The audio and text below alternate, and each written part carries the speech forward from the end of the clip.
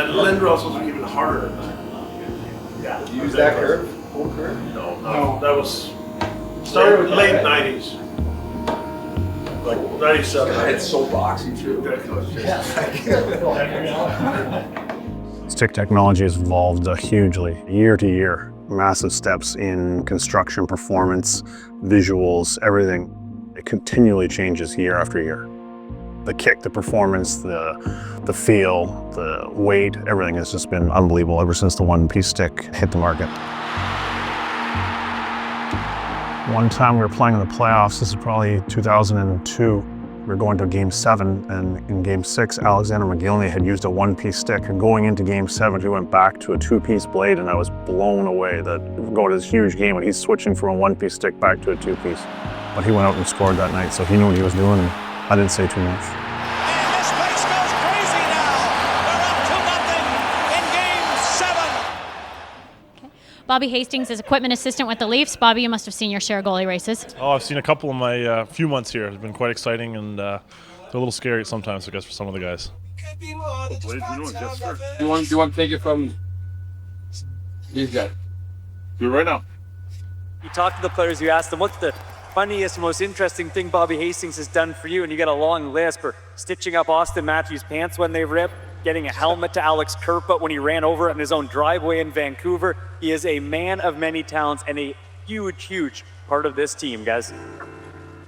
And those viral videos are fun to watch because he is like he played the piano back there. Exactly.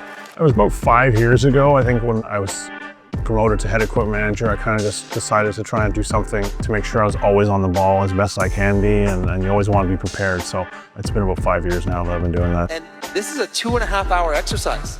Certainly nothing's an exact science, but it just kind of hopefully gives us an extra second, and that might be the difference between a goal or something like that. So you just try and do as best you can. Off the draw, Nylander's stick snapped in half. He gets another off the bench from man Bobby Hastings. He gets right back into play.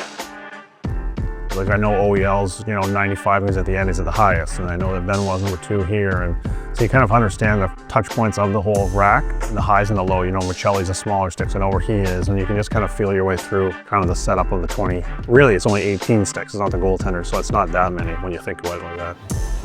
Max, Yeah, buddy. car open? Yeah, no, I'll go get it after. No, I'll go do it. No, seriously, please. I'll go get it. I can do it.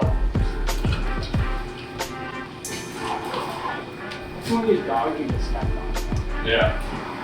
So these lucky fans are going to be lining up here at center ice. Each player is going to come up and give that fan a signed Fan Day stick of their very own to take away as a keepsake from today's special event. John Tavares has a stick in his hand, but this stick doesn't actually belong to John Tavares. What does it say on there? Poppy, number 34.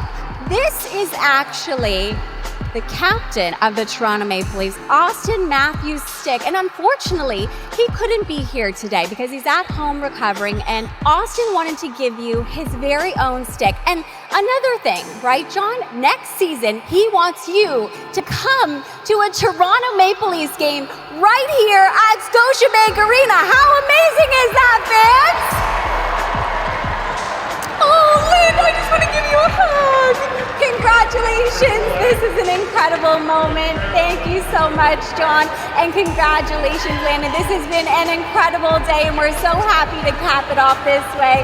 Give it up one more time for your Toronto Maple Leafs and Landon. That's why you do it. That's why you play the game right there.